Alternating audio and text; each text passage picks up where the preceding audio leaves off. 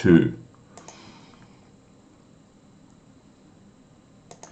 Sawadee Krap, hello and welcome to another Victor Black Masterclass video. In today's video, I'm going to be addressing the question of creating a meal plan completely from scratch. Now, anyone that watches my content would know that I'm not a zealot of a particular type of diet model. I'm not a zealot of a particular type of training model. One of the things that I advocate is that the most important aspect of outcomes for you very, very likely is going to be simply adherence to the plan, whatever that plan happens to be. And so when guys come to me that have been training for many years, very often they have a way of doing things. They have a way of eating, they have a way of training, they have a way of supplementation that they've developed because it, for one of the better words, suits them, right? So I try not to take someone like that and squeeze them into the Victor Black hole. In other words, the way I do things, all right? I prefer to look at the way someone's doing something today and say, okay, so what can we keep here and what might we benefit from tweaking or tuning or adjusting to get a potentially better outcome? That's my primary coaching philosophy or model. Incremental, valuable modifications to an existing structure. That's how I think most people benefit. Now, why do I think that that's the right approach for most people? Quite simply because it means the smallest amount of change. Most people don't like to change. Most people potentially don't have the resources to change, at least to a very large degree. We are creatures of habit. We are, especially as we get older, somewhat kind of biased and fixed in our ways. Every now and again, though, I do come across an individual who literally just says to me, "Now, screw that, Victor. Just tell me what you would do, right? What do you think is the best way to go about, creating a meal plan?" It's a blank canvas. It's a blank page. Just start from the beginning and walk me through the process. And I'm more than happy to do that. And so what I'm going to do today is create a video which is, let's call it an introduction to that concept. I don't want people to watch this video, look at the line items, line item by line item, the food choices that I'm suggesting here, and think that I'm banging my fist on the table saying you have to eat these foods. Right? This is, as all of my videos are, really like a framework. The intention is that framework has value. The greatest value, however, is when we potentially take that framework, we apply it to ourselves with an understanding that there's scope and there's room for modification and adjustment to any framework. And anything that's too set in stone, anything that has these arbitrary, these rules, this dogma that you have to do this and you have to do that, I'm typically not a big fan of that kind of thinking across the board. So let me just explain. As I said, this has to be seen as a framework. I've chosen a caloric value, a macronutrient profile that would represent someone, like who's an intermediate level trainer, all right? Someone that's on 3,000 calories a day intake. Now, interestingly, this intake really doesn't matter whether you're talking about 3,000 calories as a dieting model or 3,000 calories as a maintenance model or 3,000 calories as a growth phase model. This framework really does still apply, and I'll show you how we would potentially change that right at the end to make this like maybe a growth model. So let's assume that what we're looking at today is a maintenance value for someone that's happy with the way they look and they just basically want to basically continue in this spirit. They want to go, am I eating well? Am I getting all the macronutrients? Am I getting all the micronutrients I need for my diet? This would be, in my opinion, a good framework, right? So again, starting point, most guys that come to me, most guys that are listening to this, don't need me to tell them what protein, fats, and carbs are. Most people understand this. When I look at most people's diet models, surprisingly, well, maybe not surprisingly, as an expectation rather, most guys have a pretty good handle on protein, fats, and carbs in 2018. I will accept that 10 years ago that wasn't true, but it's getting better and better and better. And it's very, very, very rare that I come across a male who's not eating enough protein. Most guys are getting enough protein. Most guys are getting appropriate levels of fats. Most guys are getting good levels of carbohydrates. Where almost everybody falls down is in vitamins and minerals, the micronutrients, the dietary fiber that we need to be the best version of ourselves. So, understanding that, what I actually recommend guys do is start diet planning not from the point of view of, okay, so what protein am I going to eat? Not from the point of view of, okay, so what carbohydrate sources am I going to use here? But let's start with the difficult task first. How are we going to fulfill the requirement that we have for minerals and vitamins through dietary intake? I'm not a big believer in supplements. I don't hate supplements, as it were. I just think that if you eat very, very well, you shouldn't need to take too many supplements. Supplements in general fall into two categories to me. Those that are designed to assist with dietary shortfalls or deficiencies. I certainly support those when and as they're required, but I don't think that should be your first choice. I think you should try and create a diet plan that means you don't have deficiencies. And then there's a second class of supplements that I would put into the category of sports supplements, things that supposedly increase our performance. And that's very sketchy and shaky ground, because the evidence that we have to support, in a profound way, sports supplements there's not a lot that stack up, to be honest with you. When you actually go looking with a critical eye, a lot of sports supplements are nothing more than marketing from supplementation companies. There's a couple that I use. I talk about them regularly. I certainly use creatine. I think, creatine is really a no-brainer from the point of view, at least trying it. If you don't like it, that's fine. But I think everybody at least should consider creatine, given its cost, given its return on investment, and given the amount of data that we have to support it as being a beneficial supplement. I think it contributes. The other thing that I do use as a pre-workout is citrulline malate. Beyond that, really, there's not a hell of a lot of supplements out there you can kind of point to and say, look, that evidence is ironclad that you have to be using this or you have to be using that. And so, getting back to my point, I like to create diet plans that are not dependent on supplements, that you only use supplements when you need to, that they are literally supplementational to your dietary intake. So what we're looking at here on the screen here is a diet that I just made up today. This is not what I'm eating. It's a fictitious diet model to explain the framework here. And you can see here is that pretty much across the board, I'll just explain for anyone that doesn't know, this is the chronometer tool. It's a very granular tool, allows us to look into vitamins and minerals. There are tools out there like MyFitnessPal that are really about protein, fats, and carbs. This is a tool designed for dietitians and nutritionalists, which looks at the kind of like the next layer down.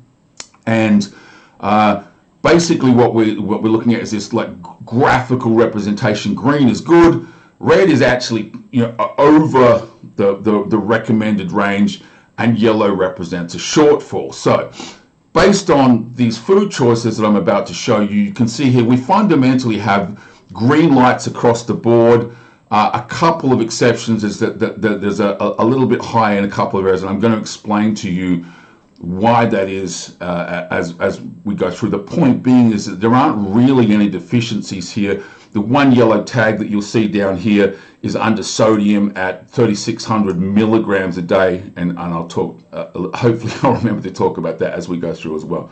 So let's scroll down through past this page. As I said, this chronometer tool provides a great deal of information that we can go and look at in terms of like making decisions about nutritional practices. This is, as I said, how I recommend guys start from scratch. If you're going to go, okay, it's a blank page, it's a blank canvas, I can do anything I want.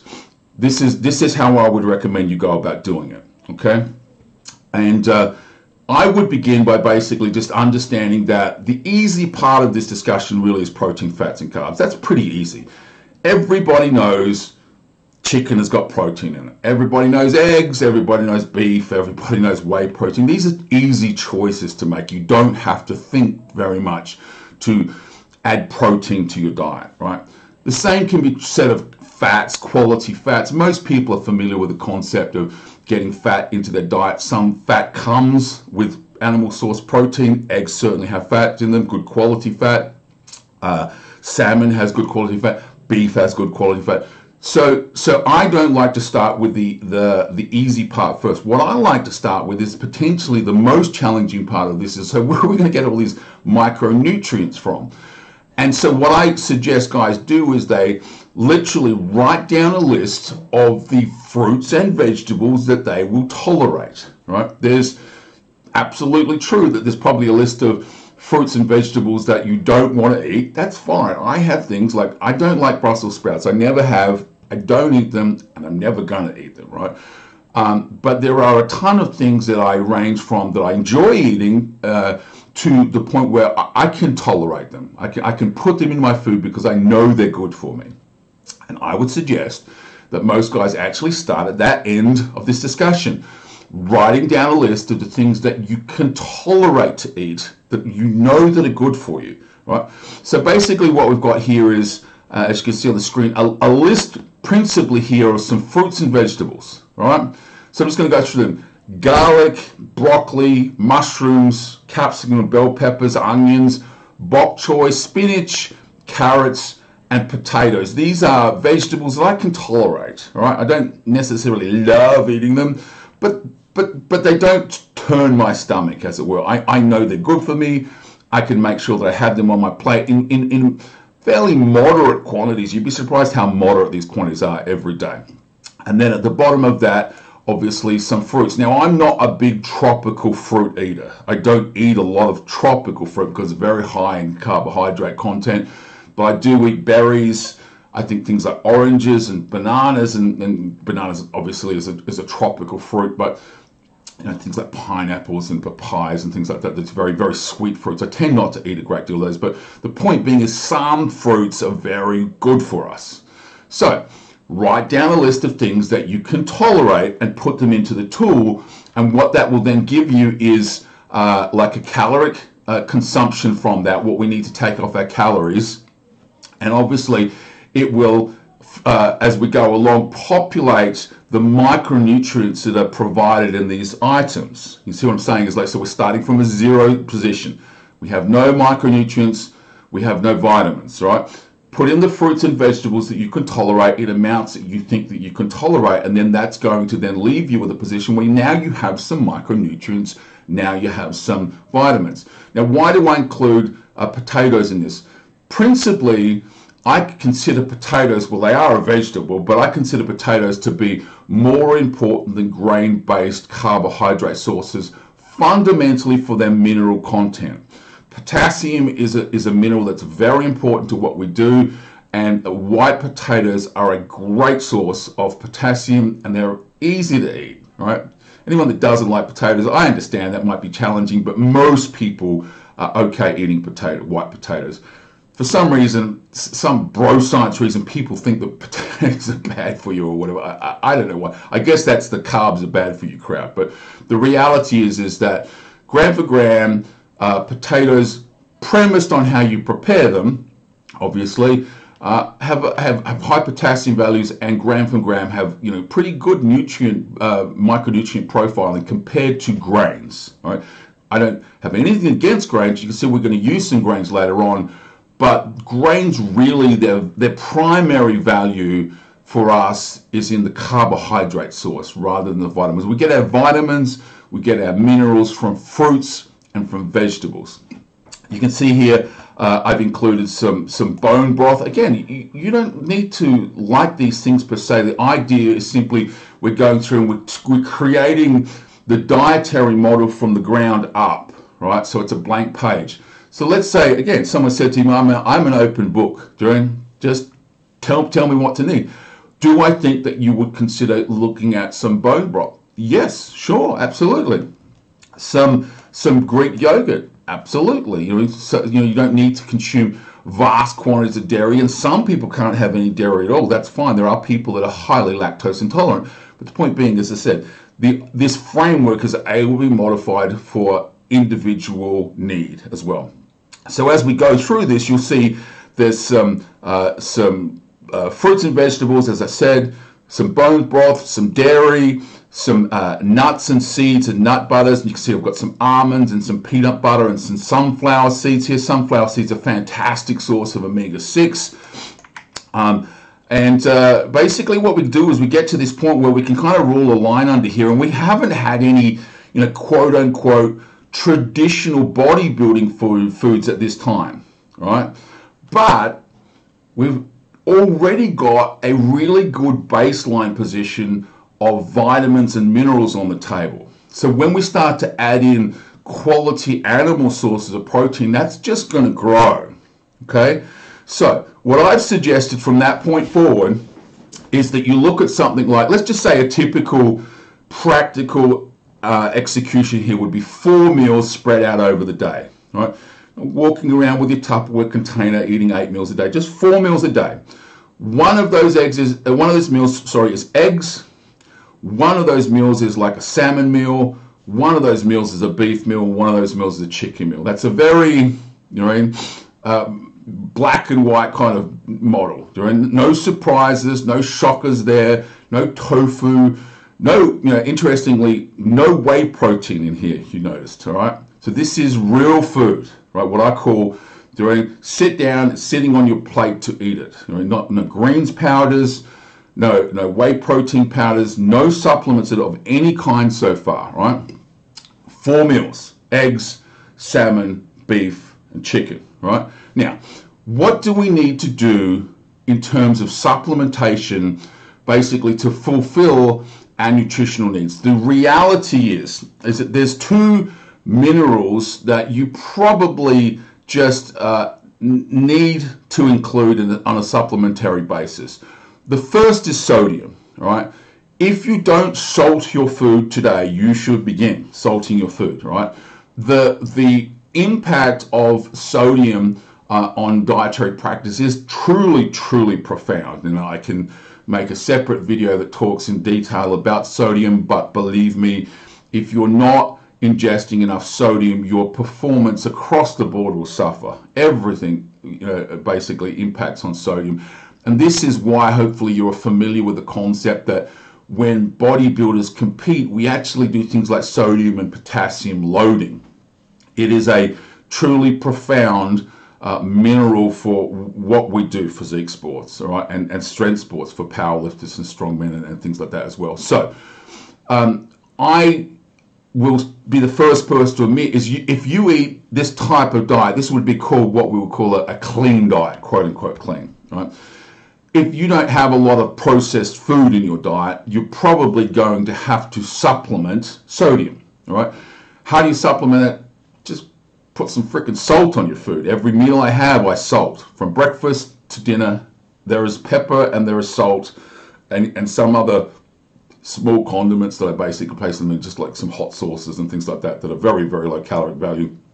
A balsamic vinegar, vinegar-based type things have relatively low calories and they're very tasty. So the point being is you're probably going to have to buy yourself a sodium supplement. Guess what that looks like? Salt. Pink rock salt, iodized table salt, some fancy schmancy salt that they sell in the health food store for $20 for a jar. That's fine. Whatever you believe in, that's fine, right? The reality is that iodized table salt, right, is sodium. It's all at the end of the day sodium.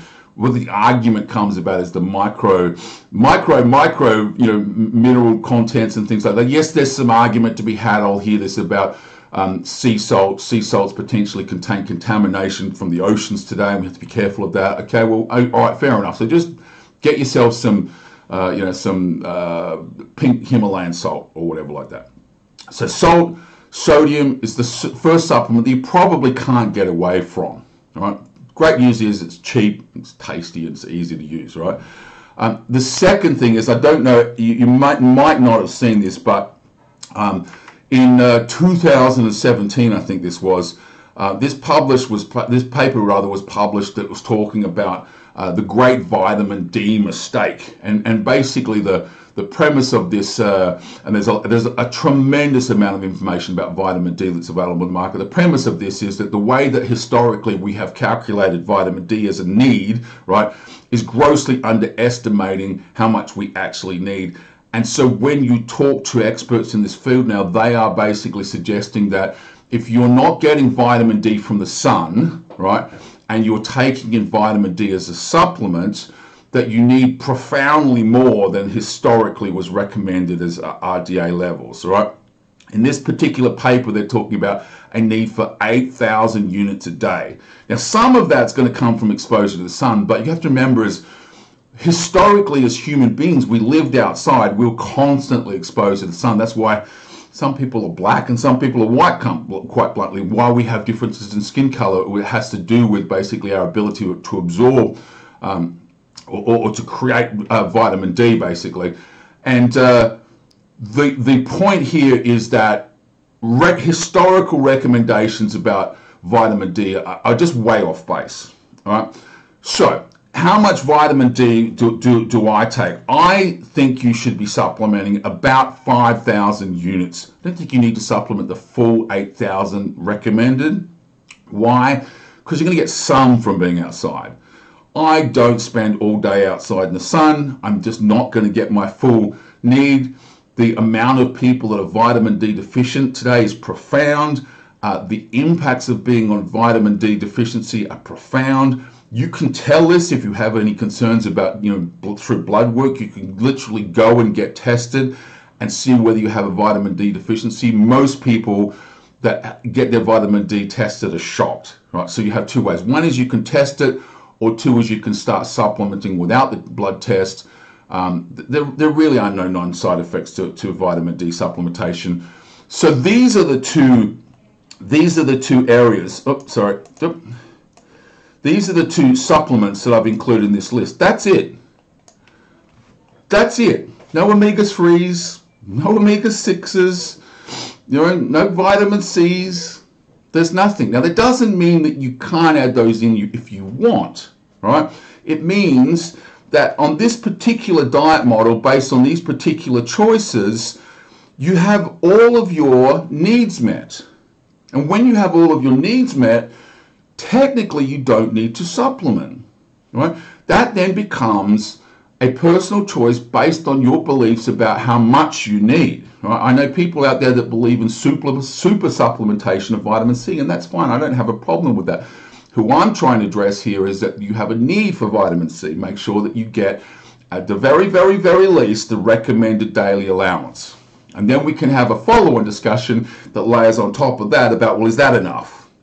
So just these fruits, just these vegetables, just the quality animal sources that we have with those 4 planned meals meets your needs. And all you need to do is have a sodium supplement, salt, and you're not going to get probably 8,000 international units of vitamin D out of food. Right? It's very, very, very, very difficult. Believe me, I've tried all sorts of combinations and permutations about food choices, and it's just almost impossible to get even remotely close to that. It has to come from the sun, and if you're not in the sun, you kind of really need to supplement that. Now, what that means then is ultimately we're left, right, with a little bit of calories left over, right? That doesn't consume our 3,000 calories for the day. And so therefore what we're looking at here is then the grain-based carbs that we introduce to fill out or to flesh out that caloric number, right? So in this particular case, this is 660 calories of additional carbohydrates from oatmeal, and in this case, white rice. So I basically am not getting my micronutrients from oatmeal and white rice. There is some fiber in there, certainly there's some micronutrients, but basically you can see, hopefully by now, this model makes sense. We're going, so we're starting from the bottom and building our way up, where we're basically saying, okay, so vitamins and minerals from fruits and vegetables go into the tool first. We get as many of these needs met as possible, And then we add in some quality animal sources, eggs, beef, fish like salmon, chicken.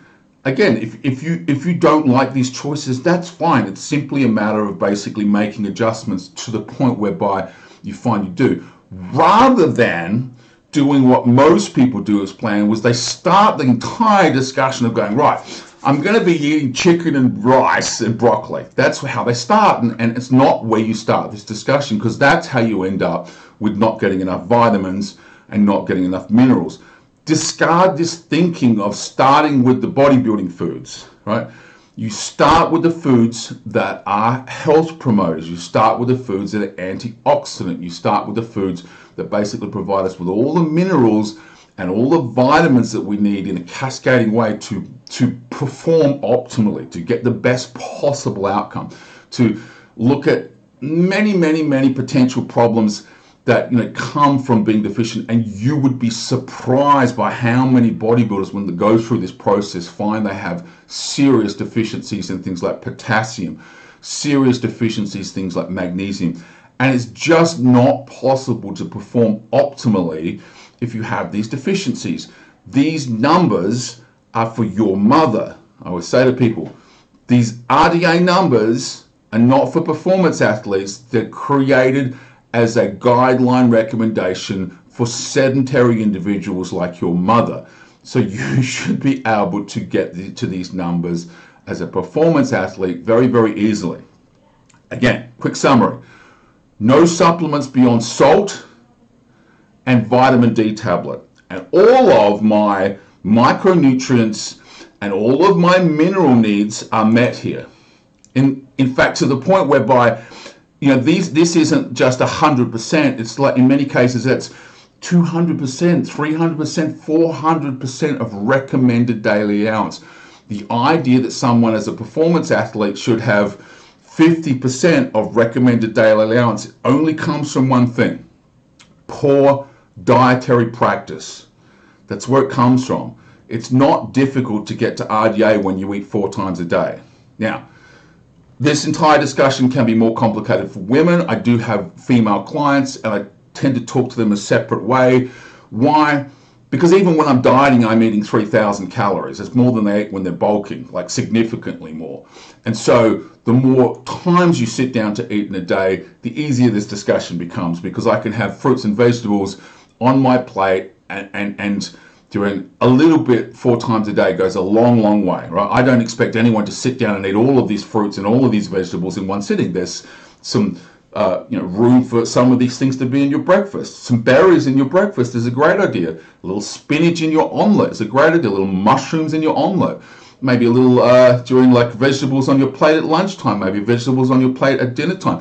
Maybe have an orange or a banana or something, such thing as a snack in the afternoon. Some Greek yogurt's a nice little snack, mid-afternoon snack if you're feeling a bit peckish.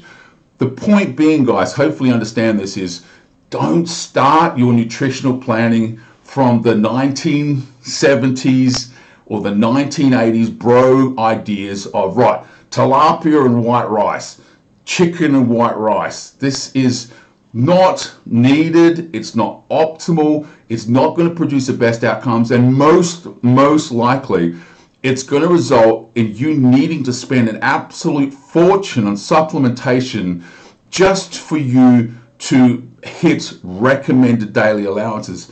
You literally don't need to go to the supplement store with this thing. Vitamin D tablets and salt, buy from your local pharmacy. Don't even need to go in the supplement store. Okay? Hopefully all that makes sense. As usual, if you have any questions, feel free to ask them. And I look forward to seeing you at the next Victor Black Masterclass. Sawadee ka.